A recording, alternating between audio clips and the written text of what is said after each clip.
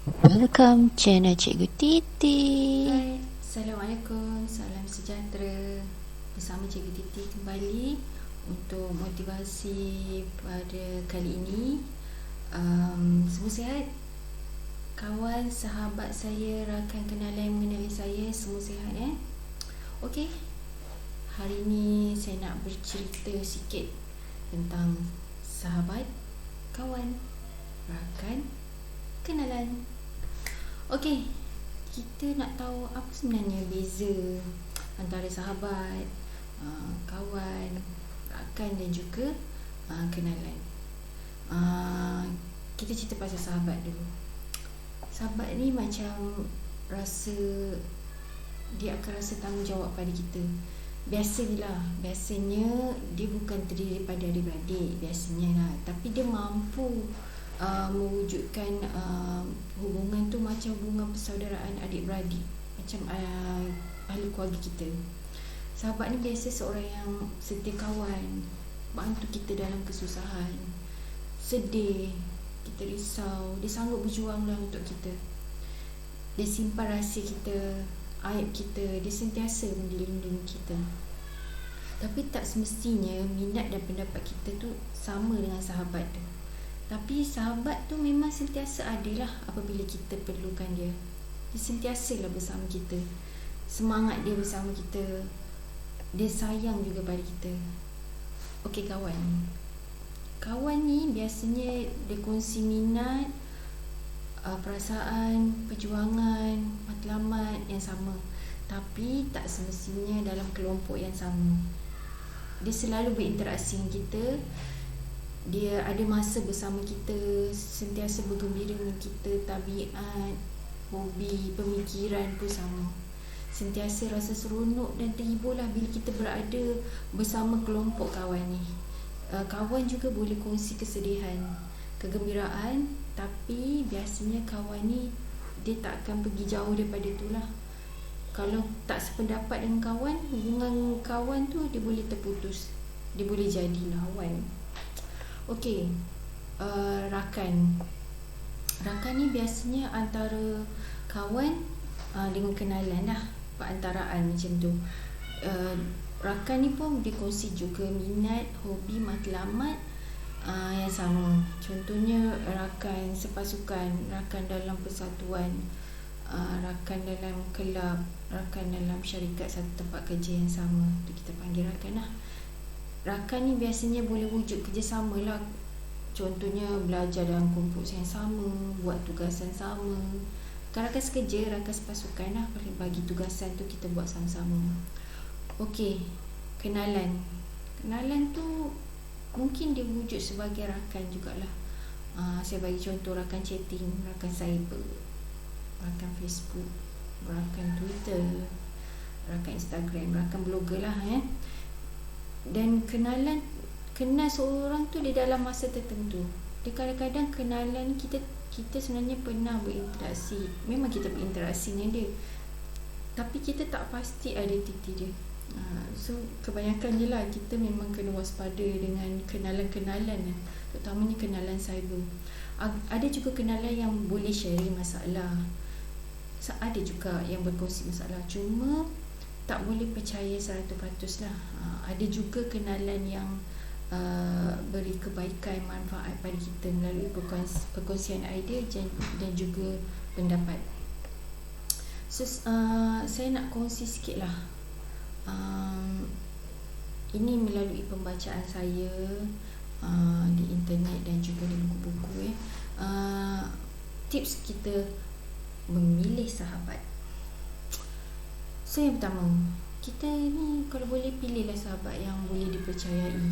Carilah sahabat yang boleh percayai, sebab kepercayaan ni dia macam jaga sesuatu tu daripada jangan pecah amanah. Dia bila kita jaga kepercayaan tu, dia boleh cegah kita daripada melakukan perkara yang tak baik. So sahabat ni memang kita percaya dia boleh jaga rahsia kita. So yang kedua, cari sahabat yang, kalau boleh lah, cari sahabat yang berkepribadian yang baik. peribadi yang elok, baik, lembut, cermat. Dia mudah boleh bawa bincang, sentiasa penuh dengan kasih sayang, hati dan jiwa dia baik, bagus akhlak dia, orangnya bersih jiwa, hati dia. Dia boleh tegur kita tu secara berhemah. Cara dia tegur tu, dia tak sakit ke hati sesiapa pun. So yang ketiga, cari sahabat yang boleh jaga keaiban. Kadang-kadang kita sedar tak sedar kan, kadang-kadang kita masalah, kita suka sharing dengan sahabat kita. Keaiban kita pun kita suka cerita, sharing dengan sahabat itu. Sebab kita rasa kepercayaan pada sahabat ni memang kita letak terlalu tinggi. Sebab seorang sahabat yang sejati, dia tidak akan membuka aib sahabat dia sendiri kepada orang lain. Itu sahabat yang sejati lah, pendapat saya. Kemudian yang keempat, sahabat ni carilah yang boleh susah senang bersama kita. Kita nak cari sahabat tu memang senang sebenarnya, tapi nak jumpa yang masa kita dalam susah tu, itulah susahnya nak cari tu. Kebanyakannya bersama dengan kita semasa kita di atas, tapi apa jadi kalau kita berada di bawah? Kat mana sahabat kita tu?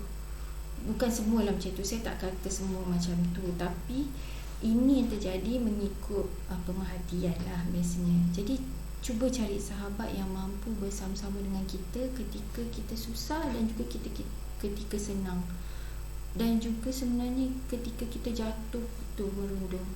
Itu sebenarnya sahabat yang susah senang bersama. So yang kelima, suka berterus terang.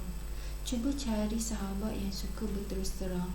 Dia tak akan bercakap kat belakang kita, dia tak hipokrit dengan kita.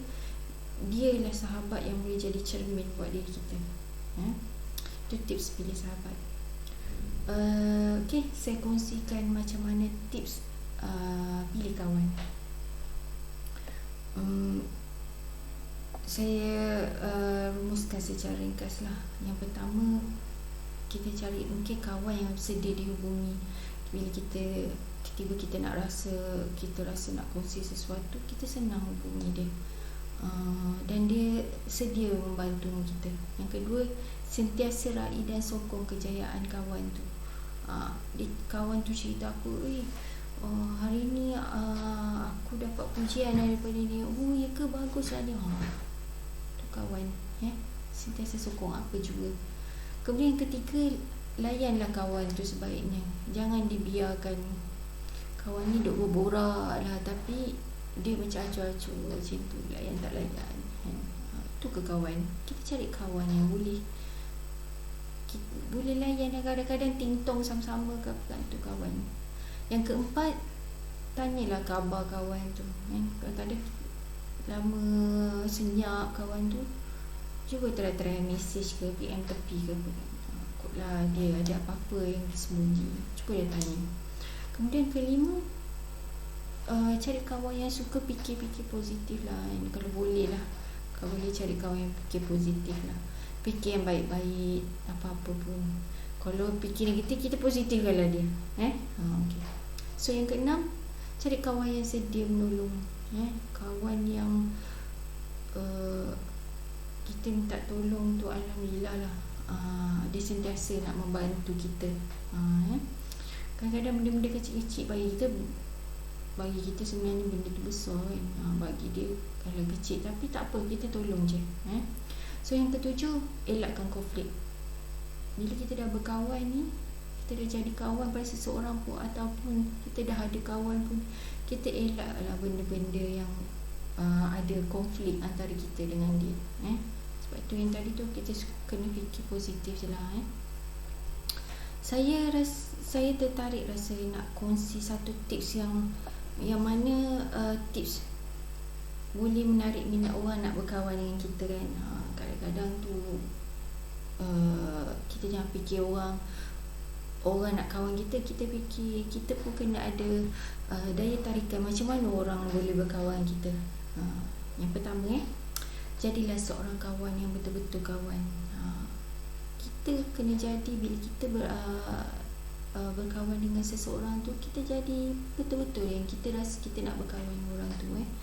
Jangan kita berkawan sebab ada sebab, ada sebab tertentu kita nak kawan dia, tak ya. Jangan jadi macam tu. Yang kedua, kita jadilah diri kita sendiri.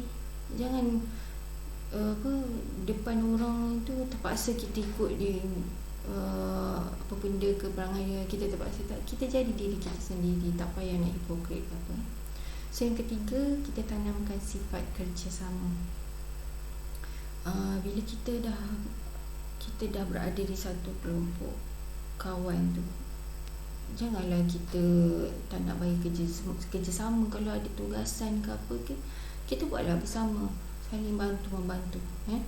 So yang keempat, jadilah orang yang baik kepada orang-orang yang baru kita kenal.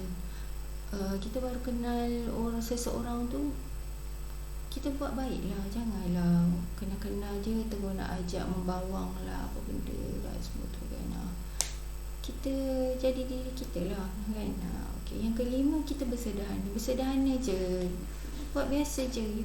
Kita nak berkawan dengan orang, kita bersederhana dalam apa juga keadaan. Jadi barulah orang tengok kita, oh baguslah dia ni boleh jadi seorang kawan yang baik, sentiasa bersederhana dalam apa juga hal. So yang keenam, jadilah seorang yang outgoing, yang senanglah dibawa berbincang. Jangan kita nak pendam ke apa benda, kita cakap je. Apa benda kita tak puas hati, kita cakap je yang terus terang. Gunakan ayat-ayat yang buat orang senang nak kawan kita. So yang ketujuh, senyum. Bila kita senyum, kita akan lihat persahabatan kita tu sebenarnya bersinar. Jangan muka tu nak masam je 24 jam. Kita pergi, contoh lagi kursus ke, pergi tempat-tempat yang baru, muka tu moncong, mulut tu moncong, kita cubalah, cuba ramah sikit, senyumlah muka tu, bagi manis sikit. Okay. So yang ke-8, kita berbudi bahasa lah, cakap yang elok-elok lah mulut tu, kata-kata yang baik-baik. Barulah orang senang nak berborak dengan kita, senang nak berbual dengan kita. So yang terakhir, kalau orang tak suka, tak nak kawan, kita kena ingat kita ni bukan insan yang sempurna. Tapi bukan kalau seorang dia tak nak kawan kita, orang lain pun ada ramai dia nak kawan kita. So kita jadilah diri kita sendiri. Sebenarnya banyak lagi tips-tips yang saya nak kongsikan. Tapi itulah, kita walau apa juga keadaan pun, kita kena pandai memilih kawan, sahabat, rakan ataupun kenalan, supaya hidup kita pun tak keseorangan di dunia ni. Bila kita ada kawan-kawan sekeliling, rakan-rakan, sahabat yang menyokong kita, jadi kita rasa kehidupan kita tu akan bahagia, akan sentiasa berjalan dengan lancar. Barulah kita rasa seronok nak menjalani kehidupan kita seharian. Okey, saya saya tertariklah dengan satu bait lagu. Saya rasa lagu ni dah lama tak kedengaran. Saya cuba kongsikan lagu ni. Kalau anda masih ingatlah lagu ni. Kau ada di kala ku suka, di kala ku duka, setiap tangisan dan juga ketawa. Kau ada di kala ku perlu, setia menemaniku, pegang erat tanganku bila aku jatuh. Kaulah yang selalu menemaniku, mendengar kisah pahit manis hidupku. Kaulah yang di situ setia menungguku. Kaulah yang satu menjadi sahabatku. Tiba-tiba rasa jadi Najwa Latif. Saya memang suka lagu tu. Lagu tu dari zaman saya belajar lagi, saya suka dengar. Dan kita kadang-kadang lagu-lagu ni memberi inspirasi juga pada kita. So akhir kata daripada saya, di sini Pinang, di sana Pinang, di tengah-tengah tumbuh cendawan. Di sini senang, di sana senang, banyak sahabat, banyak kawan. Naik kereta ke bukit tinggi, jalan menanjak, berhati-hati, jauh di mata, dekat di hati. Itulah tanda sahabat sejati. Okey, sekian daripada saya, Cikgu Titi. Kita jumpa lagi di motivasi yang akan datang. Okey, bye. Assalamualaikum. Bye.